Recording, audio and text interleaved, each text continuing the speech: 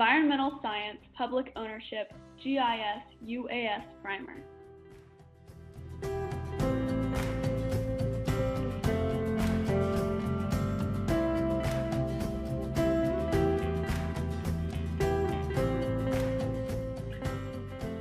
My name is Katie Strain. I'm from the University of Texas at Austin. I study environmental science, and I'm in my 4th year. I'm in the College of Natural Sciences. I hope to go on to get a PhD in ecology. Hello, my name is Andrew Vanderheiden. I'm currently pursuing a BS degree in environmental geosciences in the College of Geosciences at Texas A&M. The purpose of this project is to demonstrate the efficacy of potential applications of affordable unmanned aerial systems and personal GIS as land managers seek to improve sustainability, resilience, and environmental impact of their property.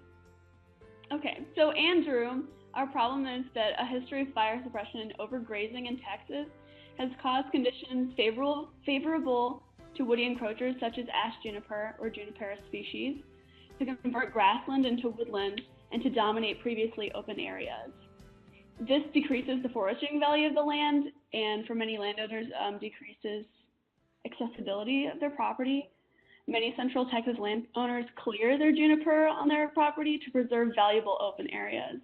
Our process will use UAS to identify encroaching junipers and automatically mark a waypoint within the personal GIS to aid in removal.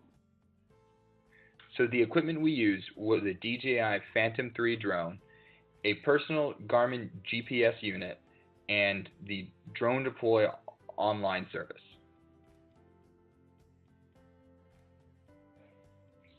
Andrew, can you show us our area of interest?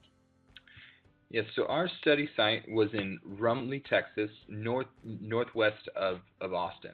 So we flew 3 calibration flights on this hillside where the cedar was more sparse, and then ran a more detailed flight with several tree species over here across the river.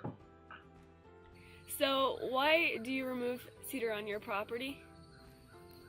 For one thing, cedar uses up some of the groundwater, and we need all we can get in Central Texas because it's kind of somewhat of an arid area. We get into droughts, and then also with cedar, nothing hardly grows under a cedar tree. It just ruins the land, in my opinion. It takes up space, it takes up grazing space for the cattle and so forth. So it has some uses in that certain wildlife utilizes the cedar, certain types of environments with in combination with oak trees and so forth for the. So can you describe maybe like the process of how you remove your cedars, or like where you keep them and where you don't? We've removed most of them over the years, and we did this by mostly we have come in and just done it with chainsaws and rented a dozer for a couple of weeks on different occasions, and I would go through and push the cedars over there. And so sometimes I do that, but a lot of times I just do it with chainsaws. How would like knowing prior, like you being able to gauge your own density, help in the process of removing cedar? Well, I mean, if I didn't have a significant density, you know, I wouldn't really have any reason to take it off other than trying to control it on the regrowth before it got too bad. And it's not much of a problem at first, other than the fact that you don't want to let it get ahead of you too much. But I can gauge pretty well, like we've got regrowth now in different places, and sometimes I think about, well, maybe I need to get the NRSC involved too, but it's such small acreage and what have you that I haven't really pursued that, and because there's red berries and blueberry cedars, and the The blueberries are actually easier to control because they kind of have a single trunk, and you can cut them off at the base down below any of the forage and what have you, and cut them off, and you've pretty well taken care of that particular plant. But the red berries have multiple trunks, so to speak, coming out of the ground, and you have to pretty much somehow dig those up, or you can spray them and kill the whole plant, but otherwise you have to pretty well grub them up, and they're much more challenging to control. But the berries that they produce, of course, they fall on the ground, and there's millions and millions of them, and then the birds and the wildlife eat them, and then especially the birds, well, they distribute them all over the country, and then the birds will get in the trees, and then they'll pass those seeds through and drop them on the ground under the trees, and then that's a problem in that you can't spray those, because when you do, most of the sprays will affect the trees that you don't want to damage. So in that case, you have to get under there pretty much and hand cut those, but the birds do a good job of spreading the cedars around. Some areas are so thick that I can't even really walk through there, and the drones help to identify them and have the concentration, and then also that's evidence if you're trying to work with a program to take that in and show that to the powers that be, like the NRCS or whoever might want evidence that you have a thick concentration of the cedar, which would justify maybe financial aid and so forth.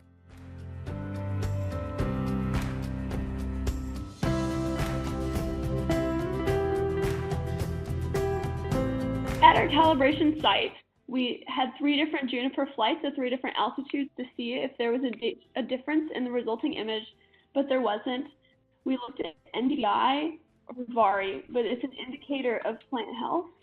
And if we look at the spectrum, we found that 0.2 to 0.4 is the ideal range for viewing juniper. So if we look at 0.2, which is on our screen here, you can see that you can easily see which juniper individuals are there. So if we can zoom in on one juniper individual, Andrew, that would be wonderful.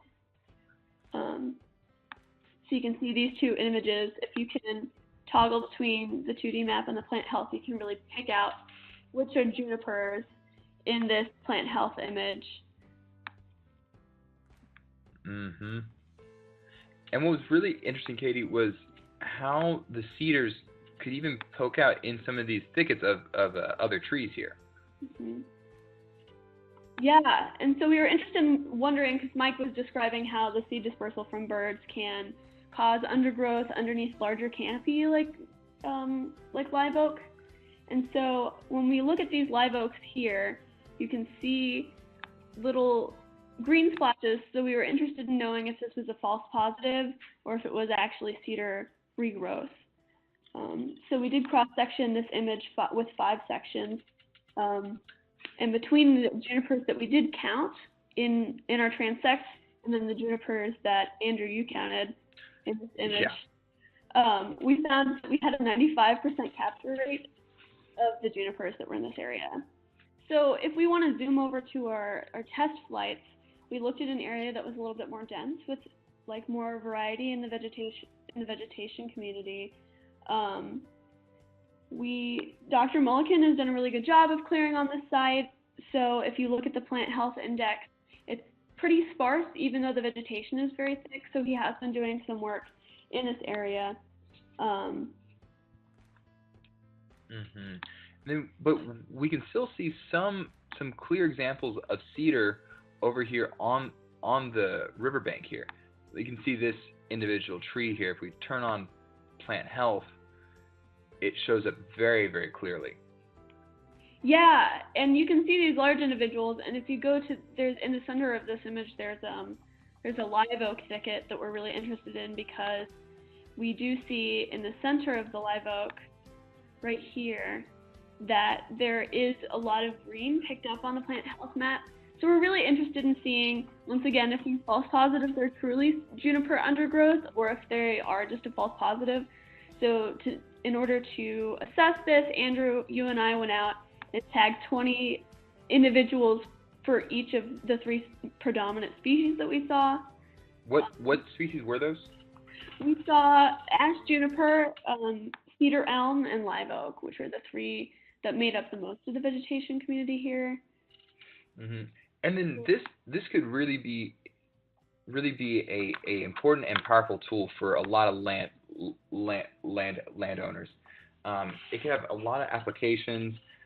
It could help people plan out their cedar removal processes, or even assess the effectiveness of their ongoing removal. So overall, this was a very simple process for us to complete. We purchased a consumer-grade drone from Walmart for $500. Yeah. It was a Phantom 3. And then what was the GPS that we used? So the GPS unit we used was just a consumer-grade handheld Garmin GPS unit, and then we just signed up for a Drone Deploy account here. And Drone Deploy really did a lot of all of our heavy lifting. Wonderful. So this is just about, between our purchases and our methods and the software that we use, we really try to put this in the hands of a landowner that is really interested in taking cedar removal into their own hands. And our drone was piloted by an FAA 107 certified pilot.